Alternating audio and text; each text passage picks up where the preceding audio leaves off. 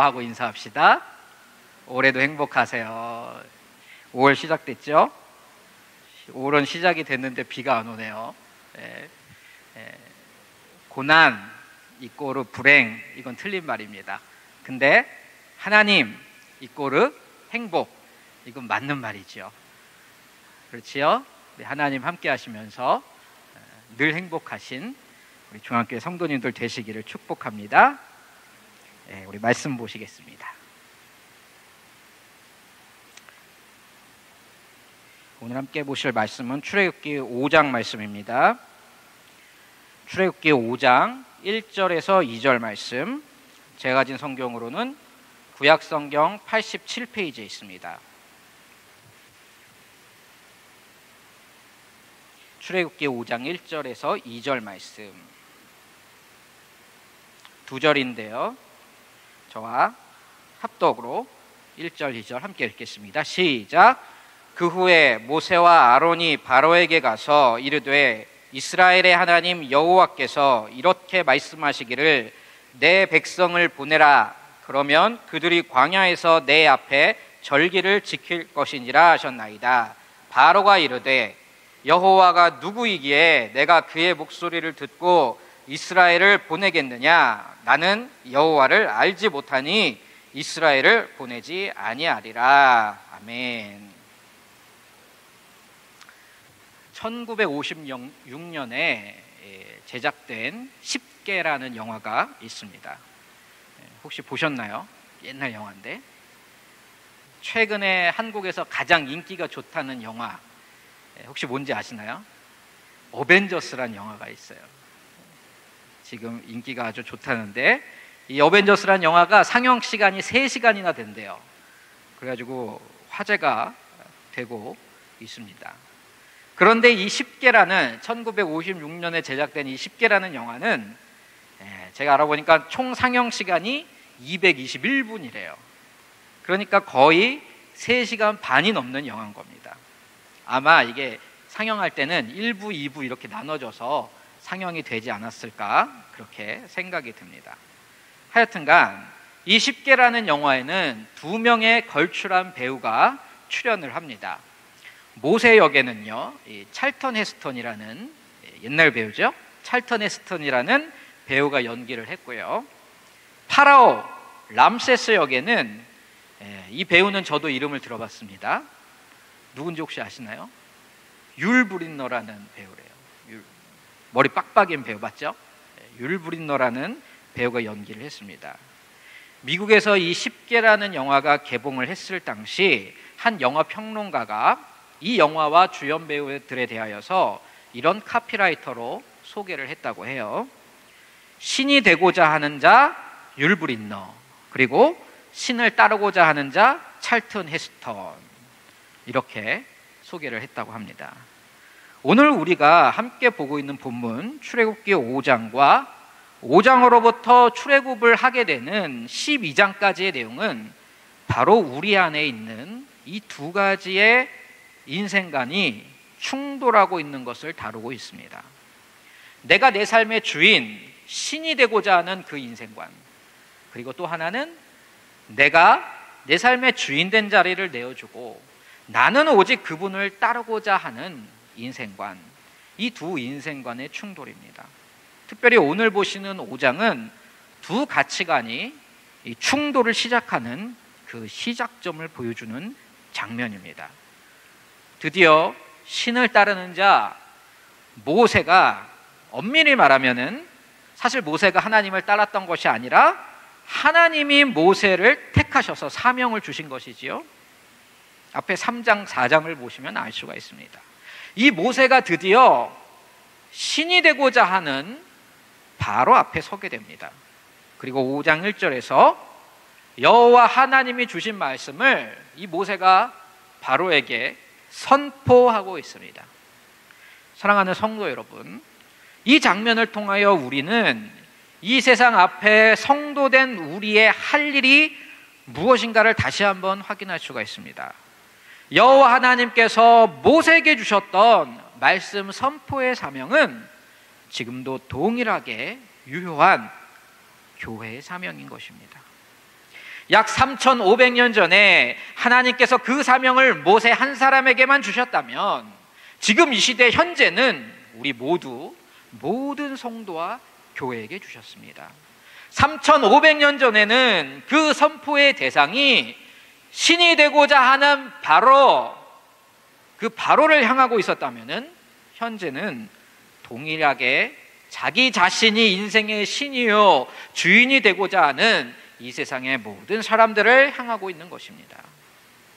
이 시대에 모세로 대표되는 기독교 신본주의가 바로로 대표되고 있는 세속적 인본주의 앞에 굳게 서서 해야 할 일, 그 사명은 동일하게 살아계신 하나님의 말씀을 선포하는 것인 줄로 믿습니다. 우리가 여기서 한 가지 주목해 보아야 할 것이 있습니다. 모세가 바로에게 전한 하나님의 말씀의 성격입니다. 바로 당대의 최강대국의 최고의 권력자입니다. 세상에서 제일 높은 사람이에요. 그 앞에서는 그 누구도 감히 얼굴을 들지 못하고 벌벌벌 떠는 것이 정상입니다. 바로는 신과 동급이기 때문입니다. 바로 파라오라는 이 말 자체가 태양신 라의 아들이다라는 뜻입니다. 한마디로 살아있는 신 그 자체인 것입니다. 그러나 하나님의 보내심을 받은 자는 그 앞에서 절대 떨지 않습니다. 하나님의 말씀을 맡은 자는 그 대상이 신과 같은 자라 할지라도 그에게 건의를 드리거나 간청하거나 상고드리거나 하지 않습니다. 심지어 설득조차 안 합니다. 그럼 뭐합니까? 오직 말씀을 선포하는 것입니다. 모세는 지금 대사의 신분입니다. 제국의 황제의 명을 가지고 이웃 제후 국가에 가서 그 명을 단호히 선포하는 대사직을 맡은 것입니다. 황제는 설득하지 않습니다. 황제는 간청하지 않습니다. 황제는 부탁을 하는 것이 아닙니다. 황제는 그 뜻을 오직 선포할 뿐입니다. 사랑하는 성도 여러분, 그래서 교회는 만왕의 왕 대신 하나님의 말씀을 선포하는 것입니다. 그리고 우리 성도는 하나님의 대사로서 세상 구석구석에 나아가 이 하나님의 뜻과 말씀을 전달하는 자들입니다. 그런데 때로는 오늘 바로 앞에 서 있는 이 모세처럼 한번 상상을 해보시기 바랍니다. 세상 최고의 권력, 부와 명예의 정점에 서 있는 그 신으로 불리우는 존재와 그리고 그 앞에 서 있는 미디안에서 40년을 양치다가 온 나이 80의 늙은 노인, 세상적 관점에서 보면 이게 게임이나 되는 그림이겠습니까? 아련을 사실 허락해 준 것만으로도 너무 감사 황송할 따름 아니겠습니까? 그나마 아마 옛날에 모세가 왕궁에 살았으니까 그래서 바로가 만나준 것이겠지요. 세상 앞에선 우리의 모습이 때론 이 그림처럼 초라하고 말도 안 되는 게임처럼 보일 때가 있다는 것입니다. 그러나 기억하시기 바랍니다. 세상의 관점은 초라한 80의 노인 모세만을 바라보겠지만 우리에게는 다른 것을 더 주목하게 하는 믿음의 관점이 있다는 것입니다. 바로 모세를 보내신 여호와 하나님이십니다. 모세에게 말씀을 주시고 사명을 주신 분, 온 세상의 창조주요 주관자 되시며 스스로 계시는 유일한 한 분, 바로 여호와 하나님이십니다. 우리가 성도되어 세상 앞에 설 때 그분이 우리와 함께하고 계십니다. 아멘. 믿지 아니한 가정에서 나 혼자 신앙인으로서 그 믿음 지켜나갈 때, 믿지 아니하는 직장에서, 믿지 아니하는 사장님 앞에서, 혹은 직원들 가득한 그 직장에서 나 혼자 믿음의 싸움을 하며 그 믿음을 지켜나갈 때, 내가 선교사로서 말도 안 통하고 막막하기만 한 선교지에서 복음을 거절해야 되는 그 벽 앞에서 외롭게 홀로 서 있을 때에도, 그래서 믿음 때문에 핍박을 받고 희생을 하고 손해를 봐야 되는 그 모든 순간에, 성도 여러분, 바로 이 장면, 바로 앞에 선 모세를 꼭 기억하시기를 바랍니다. 세상 앞에 선 그리스도의 십자가를 반드시 기억하시기를 바랍니다. 믿음의 눈으로 우리는 그 초라한 양치기 노인을 붙잡고 계시는 전능하신 하나님을 바라볼 수가 있습니다. 믿음의 눈으로 우리는 십자가 죽음 이후 승리의 부활을 준비하고 계시는 하나님의 놀라운 계획을 바라볼 수가 있는 것입니다. 그분이 나를 붙잡고 계신다. 그분이 나를 돕고 계신다. 나는 이곳에 결코 혼자 서 있는 것이 아니며 그분이 나와 함께 싸우고 계신다. 선포하실 수 있는 이 신앙 회복하시기를 축원합니다. 그 다음에 5장 2절은 그렇게 우리가 사명을 수행해 나갈 때 세상이 우리 교회를 향하여 보이는 대표적인 반응입니다. 그 반응은 한마디로 거절 그리고 조롱입니다. 왜 세상이 우리에게 이러한 반응을 보일까요? 그 대답도 5장 2절에 나와 있습니다. 5장 2절을 한번 보시기 바랍니다. 바로가 이르되 여호와가 누구이기에, 그리고 뒤쪽으로 또 쭉 가보시면 나는 여호와를 알지 못하니. 뭐? 누구라고? 여호와? 히브리 사람들이 믿는 신? 어이가 없네. 이보아라, 짐은 애굽의 왕이고 신이고 태양신 라의 아들인데, 여기서 종노릇이나 하고 있는 이 히브리 사람들의 듣도 보도 못한 무명신의 명령을 지금 나한테 들으라고? 장난하냐? 너 모세 죽을래? 이런 거지요. 성도 여러분, 이것이 세상의 반응 아니겠습니까? 세상은 하나님을 알지 못합니다. 하나님이 어떤 분이신지를 모릅니다. 그러니 오늘 바로와 같이 반응합니다. 예수 이보쇼, 당신 예수 믿어서 복권 당첨됐어? 예수 믿어서 뭐 집 한 채라도 얻었어? 당신 집 한 채도 장만 못 해주는 신이 뭔 신이래? 당신 아이 가고 싶은 대학 떡하니 보내주지도 못하는 하나님이 무슨 하나님이야? 세상은 바로와 같이 교회를 향해 이런 거절과 조롱을 퍼붓습니다. 그런데 이 조롱과 거절을 우리 하나님이 들으셨을까요? 듣지 않으셨을까요? 다 듣고 계시지요. 선명하게 듣고 계십니다. 바로와 세상 사람들이 착각하는 것이 있습니다. 저들은 그 상대하는 그 대상이 볼품없는 모세요, 힘도 없고 능도 없는 교회요, 성도라 생각합니다. 겉으로 보기에는 그렇지요. 근데 사실은 누굴 상대하는 겁니까?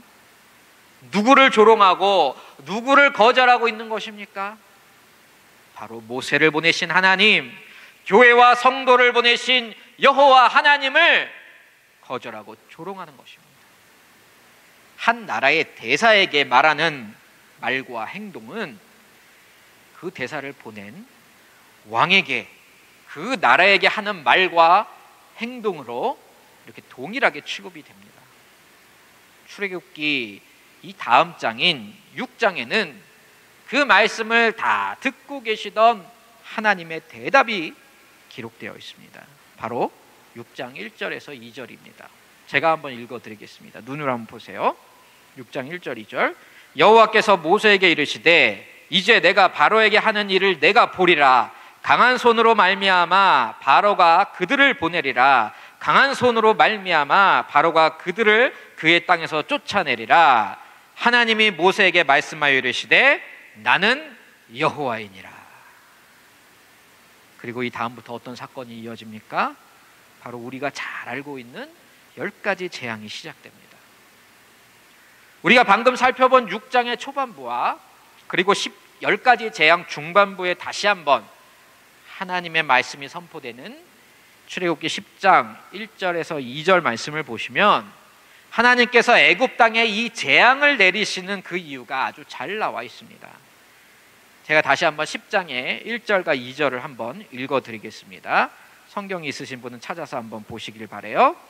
10장 1절에서 2절입니다. 여호와께서 모세에게 이르시되 바로에게로 들어가라. 내가 그의 마음과 그의 신하들의 마음을 완강하게 함은 나의 표징을 그들 중에 보이기 위함이며 내게 내가 애굽에서 행한 일들 곧 내가 그들 가운데서 행한 표징을 내 아들과 내 자손의 귀에 전하기 위함이라. 너희는 내가 여호와인 줄 알리라.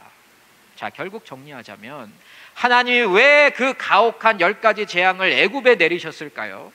바로 5장, 오늘 우리가 본 5장 2절에서 나온 바로의 그 대답 때문이었습니다. 여호와가 누군데? 나는 그런 신 모르겠는데? 그러니까 하나님께서 그래?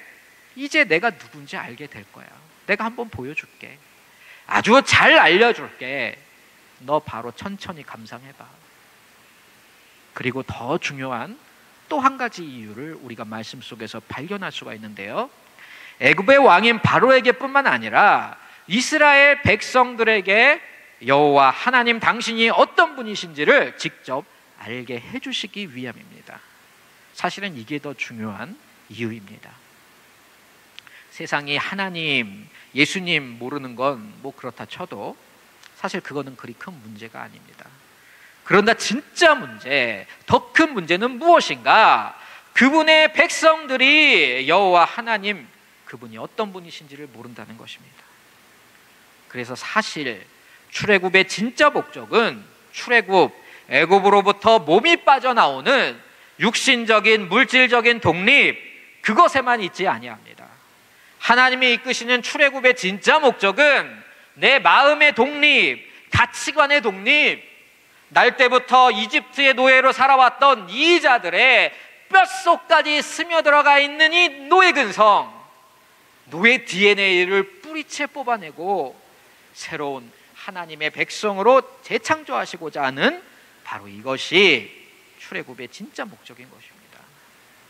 그런데 그 일이 편안하게 TV만 보고 있으면 되는 일이 아니지요. 떠먹여주는 밥 받아먹듯이 하루아침에 짠 하고 되는 일이 아닙니다. 여러분, 30년간 어떤 사람이 두 손이 수갑에 채워져서 감방에 갇혀있던 죄수가 있었다고 한번 생각해 봅시다. 이 30년간 감방에 이렇게 두 손이 수갑이 채워져서 갇혀있다가 등이 간지러우면 이 죄수가 등을 어떻게 긁을까요? 이렇게 긁을 거예요. 네? 이렇게 긁을 거예요. 그렇죠? 근데 이 사람이 이제 30년 만에 자기 형을 다 살고 자유를 얻게 됐어요. 이제 당신은 자유입니다. 집으로 가세요. 수갑도 다 풀어줬어요. 두 손이 이제 자유로워진 겁니다. 집으로 돌아갔어요. 등이 간지러웠습니다. 이 사람이 어떻게 긁었을까요? 예전에 하던 대로 똑같이 이렇게 긁었다. 30년간의 습관은 하루아침에 고쳐지지를 않습니다. 하물며 원죄로부터 몇천 년을 전해져 온 죄성이 우리 안에 흐르고 있는데, 여기서 죄성이란 죄의 습관을 말하는 것이지요. 죄책과 죄성은 우리가 구별해서 정리를 해두어야 합니다. 예수 믿으면 하루아침에 쉽게 죄를 싫어하고 거절하는 자유인다운 자유인 뿅 되어 있을까요? 하나님의 백성다운 백성 노릇을 갑자기 그 순간부터 시작할 수가 있을까요? 안 됩니다. 그래서 성화가 필요한 것입니다. 죄책이 없다고 죄성을 너무 쉽게 생각하지 말기를 바랍니다. 내 두 손에 수갑이 풀려 있어도 죽을 때까지 습관대로 두 손 모으고 등 긁겠다고 아둥바둥 대고 있다면 수갑 차고 있는 거랑 무엇이 틀립니까? 하나님께서는 저와 여러분의 인생 속에서 지금 이스라엘 백성들에게도 바로 그 부분을, 그것을 뜯어 고치자 하는 것입니다. 우리의 뼛속까지 뿌리 박혀 있는 그 죄성, 물질주의와 배금주의, 감각주의와 성공 만능주의에 길들여지고 이집트와 사탄에게 지배받는 게 익숙해져서, 너무 익숙해져서 오히려 편해져 버린 그 노예 근성. 아무리 힘들어도, 아무리 고생하더라도 그거 뿌리 뽑자는 것입니다. 지금 출애굽이 중요한 게 아니에요. 출애굽은 당연히 하는 거고, 중요한 건 하나님의 백성다운 백성이 되는 겁니다. 우리 인생에 대한 하나님의 관심사는 우리랑 달라요. 보는 시각 자체가 완전히 다릅니다. 우리는 어떻게 하면 고생을 안 할까? 고생을 피해볼까? 편안하게 좋은 거 많이 누리고 여행 많이 다니고 전 세계 산의 진미 맛보며 남부럽지 않은 인생 살다가 갈까? 이거지요. 근데 하나님의 관심사는 우리를 어떻게 하나님의 백성다운 백성, 그 나라의 왕자다운 공주다운 품격을 갖춘 자녀를 만들어낼까에 있는 것입니다. 그래서 고난도 잠시 잠깐이지만 허락하시는 겁니다. 그때 사탄은 신나겠지요. 야 봐라 이것들아, 하나님이 니네 버리셨다. 고난을 허락하시는 게 무슨 사랑이냐, 네 힘들게 하는 게 무슨 부모냐. 오늘 말씀 출애굽기 5장에서도 보시면 마치 이 사탄처럼 바로도 강력하게 고난과 핍박을 활용합니다. 8절에서 9절을 한번 보세요. 그들이 게으름으로 소리질러 이르기를, 8절이요. 또 그들이 전에 만든 벽돌 수요대로 그들에게 만들게 하고 감하지 말라. 그들이 게으름으로 소리질러 이르기를 우리가 가서 우리 하나님께 제사를 드리고자 하나니 그 사람들의 노동을 무겁게 함으로 수고롭게 하여 그들로 거짓말을 듣지 않게 하라. 하나님의 말씀에 순종했는데 더 고생합니다. 바로 앞에 나가서 떨지 않고 말씀 선포하는 게 어디 쉬운 일입니까? 목숨 걸고 사명 감당하는데, 아니 이게 뭐야? 병나고 망하고 쌀 떨어지고 후원 끊기고 사고 나고, 무엇보다 침묵하시는 하나님, 고난을 방관하시는 것처럼 느껴지는 하나님, 우리를 제일 힘들게 하는 것이 이 이해할 수 없는 하나님입니다. 사실 고난은 이해하는 것이 아닙니다. 그저 기도하는 것이지요. 그러나 성경에서 보여주는 고난의 원리에 대한 객관적 해석은 우리가 할 수 있습니다. 왜 우리가 순종하는데 고난을 주시는가? 그 답을 우리는 5장 15절에서 살짝 엿볼 수가 있어요. 한번 보세요.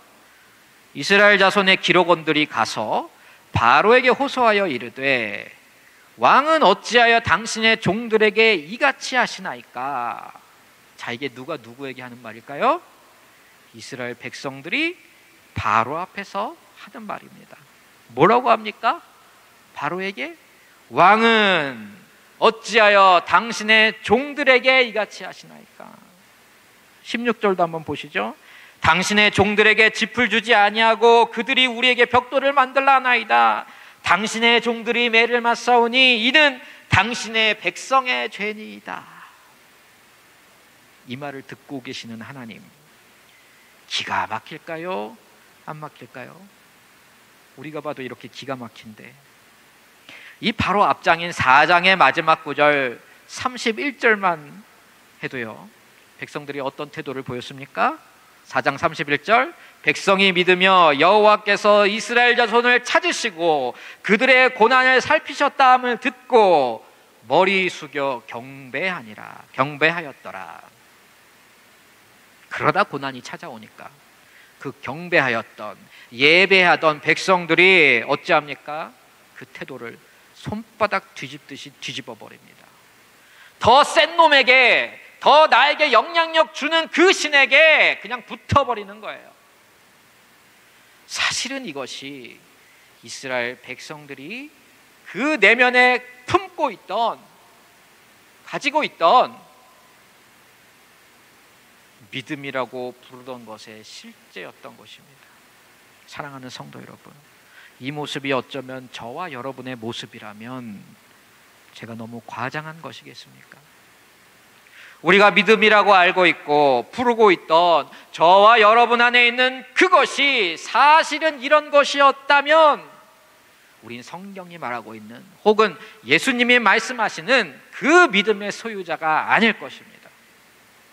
기독교의 믿음은 여호와 하나님 한 분만 끝까지 믿고 신뢰하는 믿음입니다. 설사 나를 풀무불에 던지실지라도, 설사 나를 사자굴로 밀어넣으실지라도, 설사 나를 십자가에 못 박으실지라도 주님은 선하십니다.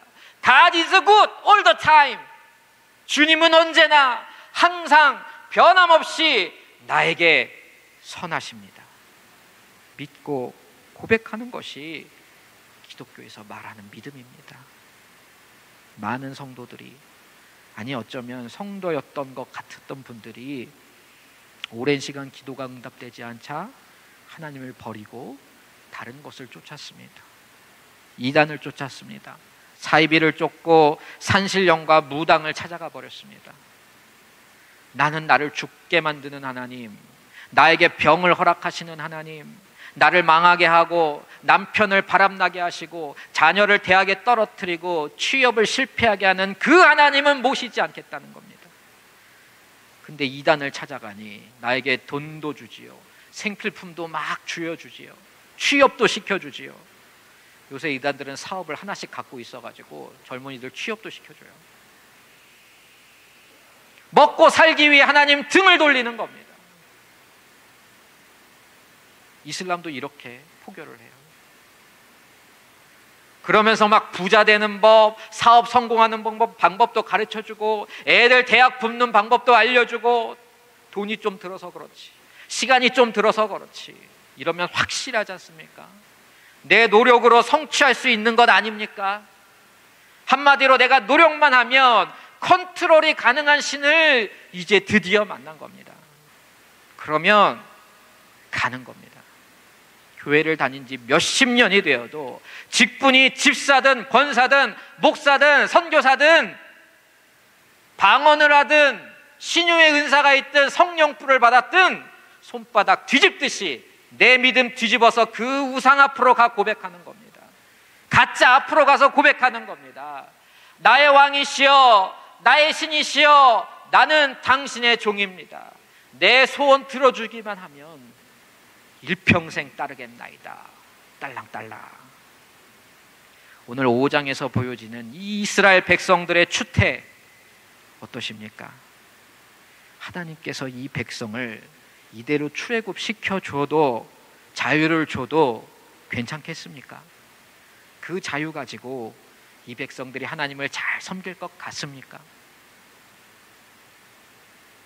그렇다면 저와 여러분의 신앙생활은 어떠한가요?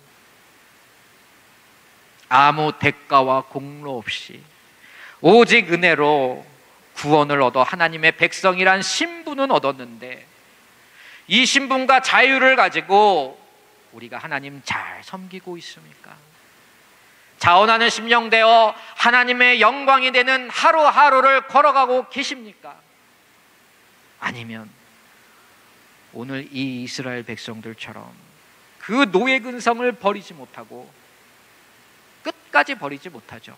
출애굽해서도 아직도 우리가 마치 구원받기 전날의 인생처럼 똑같은 인생의 목적과 죄의 습관을 가지고 살고 계시지는 않습니까? 진리가 뭐가 되든 간에, 진리가 뭐긴 뭐야, 나 잘 먹고 잘 살게 해주면 그게 진리지, 이러면서 살고 계시지는 않으신지요? 혹은 구원받아서 이제 지옥 안 갈 수 있는 특권이 생겼으니, 야, 이 특권 열심히 죄 짓는데 우리 몸을 갖다 바치자 하고 계신 그런 성도님들 계시진 않으신지요? 이 시간 혹여나 말씀 속에서 내가 나의 삶을 돌아보니 오늘 이스라엘 백성들처럼 여전히 나에게 노예 근성이 있구나, 하나님의 백성답지 못한 생각과 말들을 하며 살고 있구나 하는 마음을 성령님께서 주신다면 부디 깊이 회개하시는 큰 은혜가 임하게 되기를 주님의 이름으로 축원드립니다. 말씀을 정리하겠습니다. 오늘 5장에 나오는 인물들은 사실 다 하나님을 모릅니다. 모르고 있습니다. 바로도 모르고 애굽도 당연히 모르고 심지어 이스라엘 백성들, 그리고 5장의 맨 후반부에 가보면 하나님의 사역자로 직접 부름받았던 그 모세마저도 하나님을 원망합니다. 그러나 우리 하나님 꿋꿋이 홀로 일하십니다. 홀로 완벽하게 그 뜻을 성취해 내시고야만 합니다. 사랑하는 성도 여러분, 우리 하나님은 이런 하나님이십니다. 저와 여러분을 향한 뜻, 너희를 내 백성다운 백성으로 만들어내고야 말겠다는 그 굳은 의지는 이때로부터 3500년이 지난 지금 이 시대에 여기에 세워진 교회와 성도들에게도 동일하게 흐르고 있는 것입니다. 부디 그 뜻에 순종하시어 하나님의 백성다운 백성, 그리고 세상 앞에 나아가 그 부르신 사명을 충성되이 감당하시는 주님의 귀한 사명자들 되시기를 주님의 이름으로 축원드립니다. 이 시간 함께 기도하시도록 하겠습니다. 우리 말씀